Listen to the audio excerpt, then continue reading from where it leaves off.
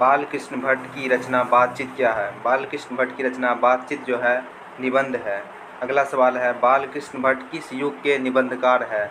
बाल कृष्ण भट्ट जो है भारतेंदु युग के निबंधकार है। अगला सवाल है, मनुष्य की बातचीत का उत्तम तरीका क्या है? मनुष्य की बातचीत का उत्तम तरीका है अवाक होकर अपने आप से बातचीत करना। अवाक होकर अपने आप से बातचीत करना मनुष्य की बातचीत का उत्तम तरीका है।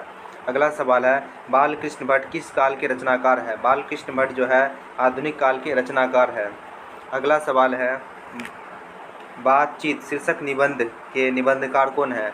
बातचीत शीर्षक निबंध के निबंधकार जो है बाल कृष्ण भट्ट है। अगला सवाल है, बाल कृष्ण भट्ट ने किस पत्रिका का संपादन किया है? बाल कृष्ण भट्ट ने हिंदी प्रदीप नामक पत्रिका का संपादन किया है। अगला सवाल है, किसके ना होने से सृष्टि गूंगी प्रतीत होती है?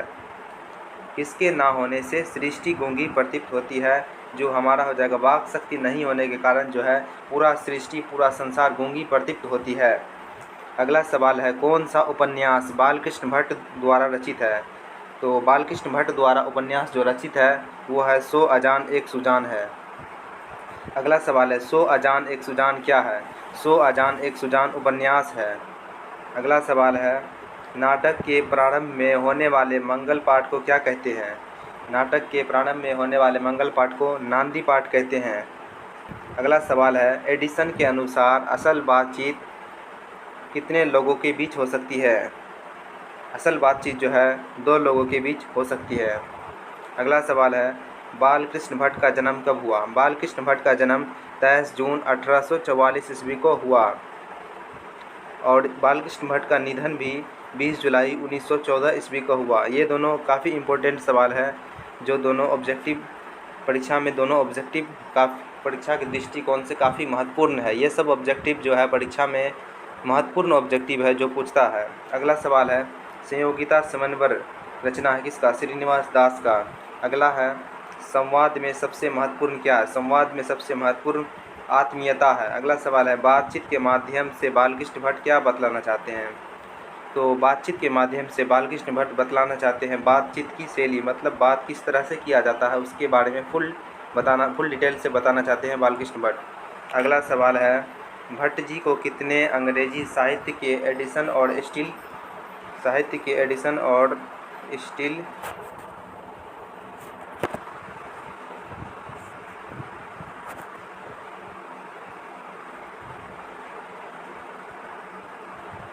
भट्ट जी को कितने अंग्रेजी साहित्य के एडिशन और स्टील श्रेणी में रखा? तो हो जाएगा रामचंद्र शुक्ल। अगला सवाल है, रॉबिन्सन क्रूसो ने 16 वर्ष के उपरांत किसके मुख से एक बात सुनी थी? तो वो हो जाएगा फ्राइडे के मुख से एक बात सुनी थी।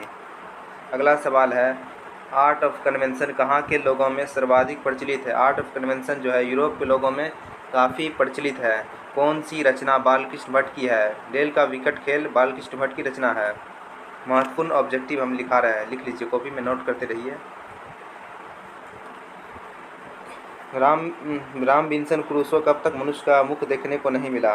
रॉबिन्सन क्रूसो को 16 वर्ष तक मनुष्यों का मुख नहीं देखने को मिला। अगला सवाल है, बातचीत से मन किस प्रकार हो जाता है? बातचीत से मन हल्का और स्वच्छ हो जाता है। अगला सवाल है, बोलने से ही मनुष्य के रूप का साक्षात्कार होता है, यह किसने कहा? यह बेन जॉनसन ने कहा। अगला सवाल है, बाल कृष्ण भट्ट द्वारा रचित है पद्मावती वेनिशहार और मेघनाथ वध है।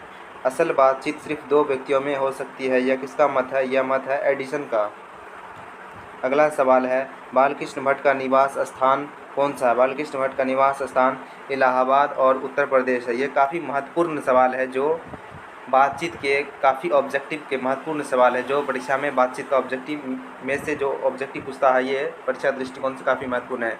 ये सबको देखकर नोट कर लीजिए और परीक्षा के दृष्टिकोण से काफ़ी महत्वपूर्ण है। हमारे साथ बने रहने के लिए धन्यवाद और हमारे चैनल पर अगर नए हैं तो हमारे चैनल को सब्सक्राइब कर दीजिए।